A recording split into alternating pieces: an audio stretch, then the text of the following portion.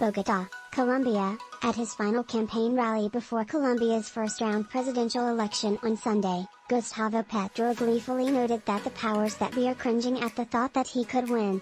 Of course they are scared, Petro, a former left-wing guerrilla-turned-politician, told.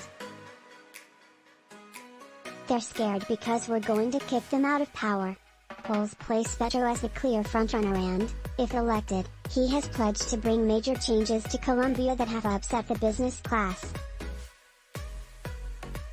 But if none of the candidates garners more than half of the ballots on Sunday, as the polls are also predicting, the two top vote-getters will meet in a runoff on June 19. The other main candidates are Federico Gutierrez, a conservative former Medellin mayor, Rodolfo Hernández, a populist businessman and former mayor of the city of Bucaramanga, and Sergio Fajardo, a centrist former Medellin mayor and former governor of Antioquia department. Polls predict that in a second round, Petro would beat Gutierrez or Fajardo.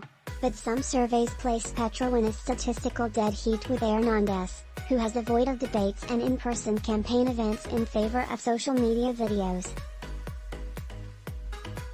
Still, he has moved up in recent polls and has connected to many Colombians with his pledges to eliminate corruption.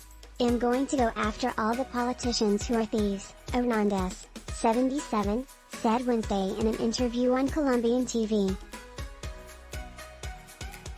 "They are not all thieves, but nearly all of them are." However, in the run-up to the election it's Petro who has made most of the headlines and has caused the most consternation among business leaders, the military and conservative voters in a nation that has never before elected a left-wing president.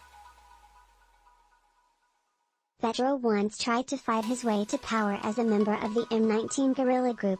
The rebels signed a peace treaty in 1990 and since then, Petro has served in Congress and as mayor of Bogotá.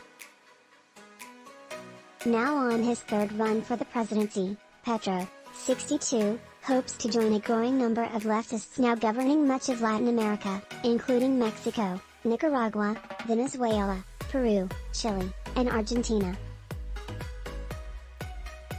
Petro promises to hike taxes on the rich to pay for anti-poverty programs. He wants to renegotiate trade agreements, including with the United States, he says, to better protect Colombia's industries and agriculture. To forge a greener economy, he wants to phase out the production of oil, the country's biggest export, and replace that income with tourism. But all this could provoke capital flight, business closures and massive unemployment, according to many business leaders, who are urging Colombians to reject Petro at the ballot box on Sunday. Without a doubt Colombia has problems.